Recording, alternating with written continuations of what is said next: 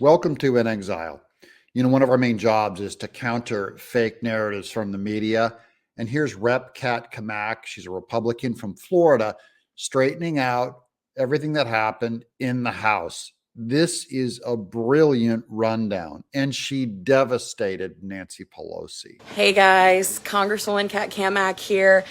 I wanted you to just have the facts rather than the political rhetoric because I think that it's important that we deliver the truth about what happened last week and also what's ahead. What you have been hearing on the news about the, McCarthy and the 20 and all that stuff, it's been so blown out of proportion. I can't tell you how many media hits have been done that are just not accurate. They're straight up lies. There's only one change that happened in that rules package from January 1st to January 5th. Here we have on January 1st, all these things were already locked in. We already had the 72-hour rule to read the bills. We ended proxy voting, ends remote committee business, reinstates the Holman rule, the Gephardt rule, the single issue bills, establishes the select committee on strategic competition between U.S. and China and the weaponization of the federal government. We voted on those yesterday. Those both passed and they are being put together now.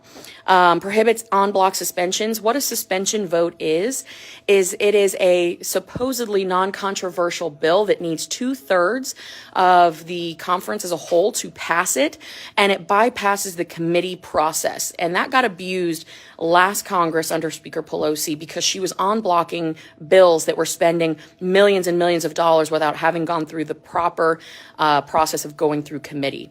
It restores cut-go instead of pay-go. So this is important because pay-go is what the left was doing and basically saying we're going to spend more money and we were going to quote-unquote promise offsets in the future. Cut-go means you have to identify the offset up front in order to spend that amount of money. Requires 2/3 majority for tax increases.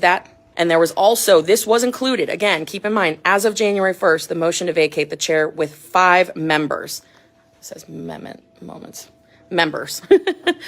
You want to see what the change was? After all those fights, after 15 ballots, that's the single change. We went from 5 to 1.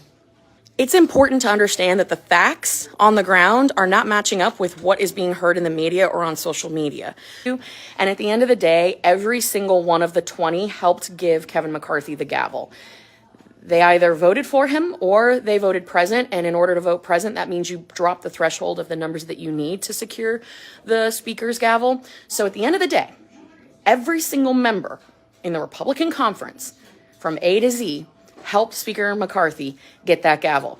That is a fact. And I don't care how many different ways you want to spin it, but the name calling hasn't been helpful. Trying to tear each other down has not been helpful. It's time to get to work. So the GOP, this is good news because we are united, and all of the division has been fomented by media. It was wishful thinking. All of the rules are in place and they're ready to go for it. This is good news. I'm Doug in Exile.